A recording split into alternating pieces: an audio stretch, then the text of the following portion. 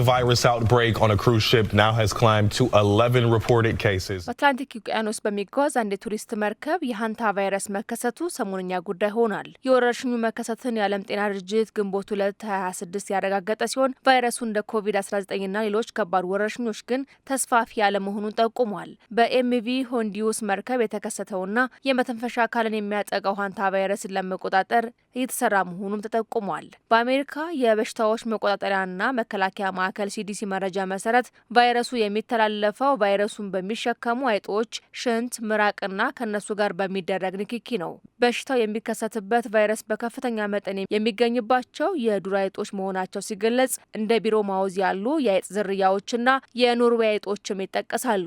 የዓለም ጤና ድርጅት ይህ ክስተት በዓለም ሕዝብ ላይ ሊያስከትል የሚችለው አደጋ ዝቅተኛ መሆኑን በግምገማው አስቀምጧል። በበሽታው የተጠቁ ሰዎች ከሚያሳዩቸው ምልክቶች መካከል ራስ ምታት፣ ማዞር፣ ብርድ ማለት፣ ትኩሳት፣ የጨጓራ ህመም፣ ማቅለሽለሽ፣ የሆድ ህመምና የመተንፈሻ አካላት ችግር የሚሉት ይገኙበታል። አንድ ተጠቂ ለመጀመሪያ ጊዜ በቫይረሱ ከተያዘ ከ1 እስከ 6 ሳምንታት ውስጥ ምልክቶቹ እንደሚታዩበት ይገለጻል። ቫይረሱ ለመጀመሪያ ጊዜ በ1978 በደቡብ ኮሪያ ተከስቶ እንደነበረ ታሪክ ያስረዳል። በእስያና በአውሮፓ የሚታወቀው ቫይረሱ በ1993 በአሜሪካ ውስጥ ሰዎችን የሚያጠቃ ቫይረስ መሆኑ እውቅና ተሰጥቶታል። በበሽታው ምክንያት የመተንፈሻ አካላት ችግር ካጋጠማቸው ውስጥም 38 በመቶ የሚሆኑት ህይወታቸውን ሊያልፍ እንደሚችል ተቀምጧል። አሁን በተከሰተው የሃንታ ቫይረስ ምክንያት 3 ሰዎች ህይወታቸው ማለፉን የዓለም ጤና ድርጅት ጠቁሟል። ሆኖም ግን ወረርሽኙ በከፍተኛ መጠን የመባዛት ባህሪው አነስተኛ መሆኑን አሳውቋል።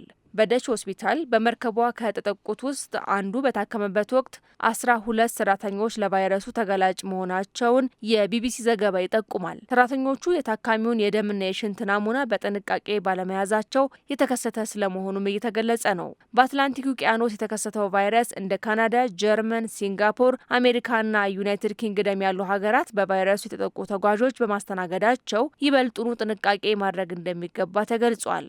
የሃንታ ቫይረስ ኢንፌክሽን በዓለም አቀፍ ደረጃ በተለይ በእስያ በአውሮፓና በአሜሪካ የሚከሰት ሲሆን በዓመት በትንሹ ከ10,000 እስከ 100,000 ሰዎች ሊያጠቃ እንደሚችል የዓለም ጤና ድርጅት መረጃ ይጠቁማል። ለሃንታ ቫይረስ የመጋለጥ እድል ለመቀነስም በቤት በስራ ቦታ ውስጥ ከአይጦች ጋር ንክኪ ማስወገድ፣ ቀዳዳዎችን መድፈንና ምግቦችን ከብክለት መጠበቅ እንደሚገባ የጤና ባለሙያዎች ይመክራሉ።